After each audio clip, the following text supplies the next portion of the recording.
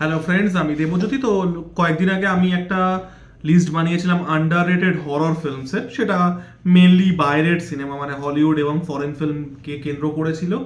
আজকে আমরা সেই লিস্টটাই বানাবো ভারতীয় সিনেমাকে কেন্দ্র করে আন্ডাররেটেড ইন্ডিয়ান হরর ফিল্ম, যেখানে আমরা বিভিন্ন ভারতীয় ভাষার হরর ফিল্ম নিয়ে কথা বলবো এবং সেগুলোর ভালো মন্দ নিয়ে আলোচনা করব।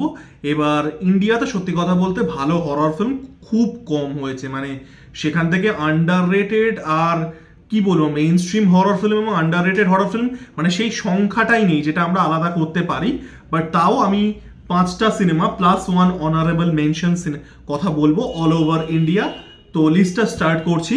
ফার্স্টেই আমি একটা অনারেবল মেনশন সিনেমার কথা বলতে চাই, সেটা হচ্ছে কথা নদী, ভাস্কর হাজারিকার সিনেমা। It's an Assamese film, Asomiya ভাষার সিনেমা।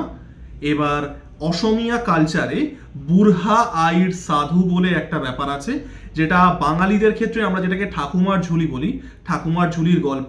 তো Burhi Aair Sadhu is kind of the Asomiya variant of Thakumar Jhuli, ওদের কালচারের এই গল্পগুলো।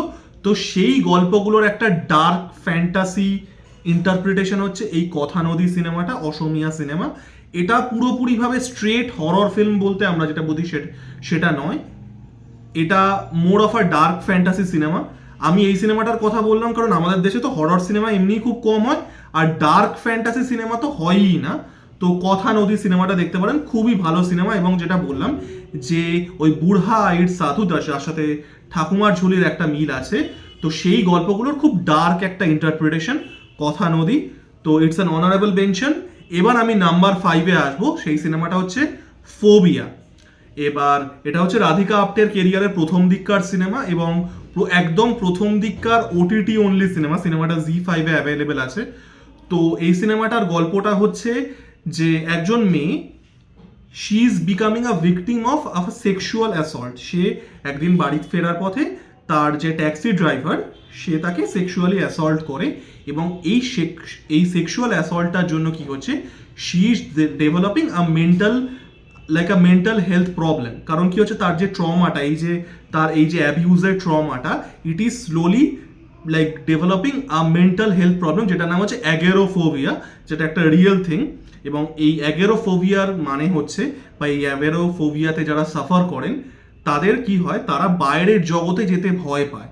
তারা বাইরের জগৎ মানে ওপেন স্পেস বা লোকজনের মাঝখানে যেতে ভয় পায়। তো সেই অ্যাগেরোফোবিয়াটা নিয়ে গল্প। It's a psychological horror film, বেশ ইন্টারেস্টিং। পারফরমেন্স রাধিকা আপ্টের খুব ভালো। তো ফোবিয়া সিনেমাটা দেখতে পারেন, জি5-এ অ্যাভেলেবেল আছে। নাম্বার 4 আমি আসবো, যেটা আমি এই সিনেমাটা সব থেকে বড় চ্যাম্পিয়ন। মানে এই সিনেমাটার নাম হচ্ছে কোয়েশ্চেন মার্ক। কোয়েশ্চেন মার্ক ওয়ার্ডে নয়, কোয়েশ্চেন মার্ক সিম্বলটাই সিনেমাটার নাম। এটা একটা ইন্ডিপেন্ডেন্ট ফিল্ম এবং এই সিনেমাটাকে পুরো আমার রিভিউ করা আছে আমার আগের একটা ভিডিওতে, আন্ডার অ্যাপ্রিসিয়েটেড হরর ফিল্ম বলে। আমার তো বেশি ভিডিও নেই, আপনারা মানে স্ক্রল ডাউন করবেন পেয়ে যাবেন, বা আমি মানে ডেসক্রিপশন বক্সে লিঙ্ক দিয়ে দেবো। তো এই সিনেমাটা হচ্ছে একটা ফাউন্ড ফুটেজ হরর ফিল্ম, এবং একদল বন্ধু তারা একটা জায়গায় যাচ্ছে ভ্যাকেশন কাটাতে, এবং সেখানে তারা কিছু সুপার ন্যাচারাল এন্টিটিস মুখোমুখি হচ্ছে এবং তাদেরকে কেন্দ্র করে কিছু অলৌকিক ঘটনা ঘটছে। এই গল্প আপনারা এর আগে 1,00,000 বার দেখেছেন।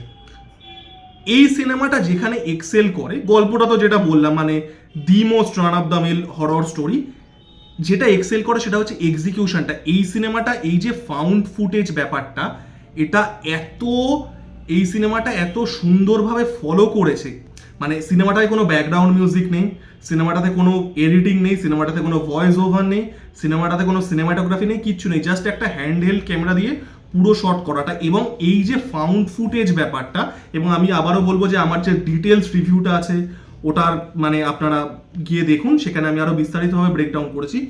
তো the movie nails in that found footage ব্যাপারটাকে দুর্দান্তভাবে নেল করছে। তো এটার এক্সিকিউশনটা এটার সব থেকে বড় স্ট্রেংথ। কোয়েশ্চেন মার্ক এটা ইউটিউবেই অ্যাভেলেবেল আছে এবং আমার আগের ভিডিওটাতে ওটা লিঙ্কও দেওয়া আছে ওটার সাথে সাথেই। তো নেক্সট 3টে সিনেমাই হবে হচ্ছে মানে কি বলবো আর কি, নন হিন্দি ফিল্মস বা নন সাউথের সিনেমা। এবার আমরা তো প্যান ইন্ডিয়া বলতে মানে হিন্দি বুঝি আর সাউথের 3টে ভাষা বুঝি, তামিল, তেলেগু আর মালায়ালাম, আর কিছু কিছু কিছু ক্ষেত্রে কন্নড় বুঝি। সো আমরা যেটা বলবো যে তিনটে নর্থ ইন্ডিয়ান সিনেমা নিয়ে কথা বলবো। ফার্স্টে আমি যেটা বলবো সেটা হচ্ছে নাম্বার 3, সেটা হচ্ছে Lapachhapi. It's a Marathi film. Marathi film নিয়ে আমি একটা আলাদাই ভিডিও করা উচিত, কারণ Marathi film industry is doing a fantastic job in the last few years. তো লাপাছাপি সিনেমাটা, এই সিনেমাটার গল্পটা হচ্ছে যে কন্যা ভ্রূণ হত্যা নিয়ে। এবং এই জাতীয় হরর সিনেমা আমরা হলিউডে পোস্ট গেট আউট দেখতে পেয়েছি। জর্ডান পিলের গেট আউটের পরে আমরা কি দেখতে পাচ্ছি, যে হররের মধ্যে একটা সোশ্যাল কমেন্ট্রি দেওয়া হচ্ছে, একটা সোশ্যাল কমেন্টারি হরর, যেখানে হররটা সারফেস লেভেলে এবং সাবটেক্সট লেভেলে সেখানে একটা সামাজিক বক্তব্য রাখা হচ্ছে, যেটা আমরা পরবর্তীকালে হিন্দিতেও দেখেছি স্ত্রীর ক্ষেত্রে বা তারপরে ভেড়িয়ার ক্ষেত্রে, যে হররটা সারফেস লেভেলে এবং তার তলায় কি একটা সামাজিক বক্তব্য আছে, একটা সোশ্যাল কমেন্টারি আছে। Lapachhapi is the best social commentary horror film from India. এটার একটা হিন্দি রিমেক আছে ছড়ি বলে, সেই সিনেমাটাও আপনারা দেখতে পারেন। ছড়ি অ্যাজ আ মুভি খারাপ নয়, বাট আমি বলবো আপনারা মারাঠি ফিল্ম লাপাছাপিটা দেখুন। অসাধারণ কন্যা ভ্রূণ হত্যাকে কেন্দ্র করে, যেটা খুবই মানে আনফর্চুনেটলি আমাদের সমাজের একটা ব্যাধি, তো সেটাকে কেন্দ্র করে অসাধারণ সোশ্যাল কমেন্ট্রি হরর ফিল্ম।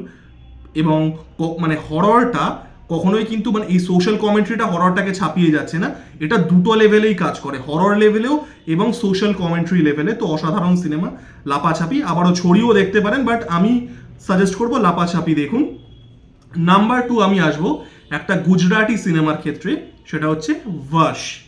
এবং it is a good time to talk about this movie, কারণ এটার বলিউড রিমেক বানাচ্ছে অজয় দেবগনকে নিয়ে, কি শায়তান না কি নাম দিয়েছে, এবং সেটার পিন্ডি তো চটকাবে। তো it's a good time to talk about this movie.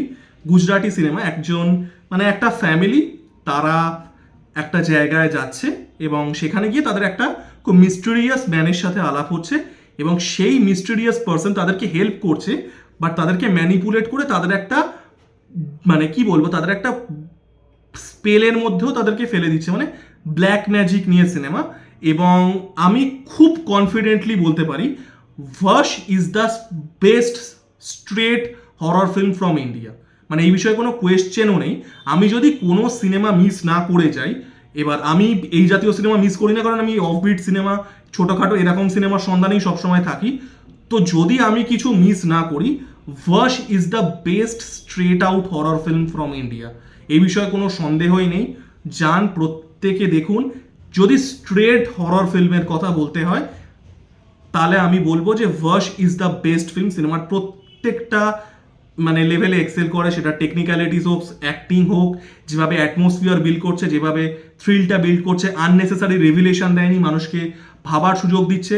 ভাশ is undoubtedly the best straight horror film. যদি স্ট্রেট হরর বলি আমি, অন্যান্য এলিমেন্ট বাদ দিই, Vash is the best straight horror film. এই বিষয়ে কোনো সন্দেহই নেই, আমি খুব কনফিডেন্টলি বলছি। এবার আপনারা আমাকে বলতে পারেন যে দেবজ্যোতি, তুমি তাহলে 2 নম্বরে ভাশকে রাখলে কেন? এইবার আমি যেটা বলবো সেটাতে আপনারা ভাববেন আমি একজন closet psychopath. So my number 1 film is Aamis the ravening. It's a Asomiya film, এবং সিনেমার গল্পটা হচ্ছে যে একজন ডাক্তার, একজন এল্ডারলি ডাক্তার, তিনি একজন মহিলা এবং একজন কম বয়সী ছেলের মধ্যে একটা সম্পর্ক গড়ে উঠছে। সম্পর্কটা প্রেমের সম্পর্ক ডাইরেক্টলি নয়, তারা দুজনেই মাংস খেতে ভালোবাসে। তো তারা বিভিন্ন রকম মাংস খাচ্ছে, মানে আমরা যে ডেলি আমাদের যে এডিবেলসগুলো আছে, যেসব মানে যেসব প্রাণীদের মাংস আমরা খাই, তা তারা সেগুলো খাচ্ছে, এবং আস্তে আস্তে তারা অনেক বেশি এক্সপেরিমেন্টাল ওয়েতেও মাংস খাওয়া শুরু করছে। এবং শেষে তারা কি করছে, যখন তাদের সব রকম মার্কেটে অ্যাভেলেবেল মাংস খাওয়া হয়ে গেছে, তারা নিজেদের শরীর থেকে মাংসের টুকরো কেটে একে অপরকে রান্না করে খাওয়ানো শুরু করছে। It's totally fucked up story, বুঝতেই পাচ্ছেন। এবং এই সিনেমাটাকে দুভাবে ইন্টারপ্রিট করা যায়। একটা, আপনি এটাকে সাইকোলজিক্যাল, একটা এরোটিক সাইকোলজিক্যাল থ্রিলার হিসেবে ইন্টারপ্রিট করতে পারেন, বা আরেকভাবে ইন্টারপ্রিট করতে পারেন যেভাবে এই সিনেমাটাকে আমি ইন্টারপ্রিট করি, এটা আমার পার্সোনাল ইন্টারপ্রিটেশন। সেটা হচ্ছে এই যে বিকৃত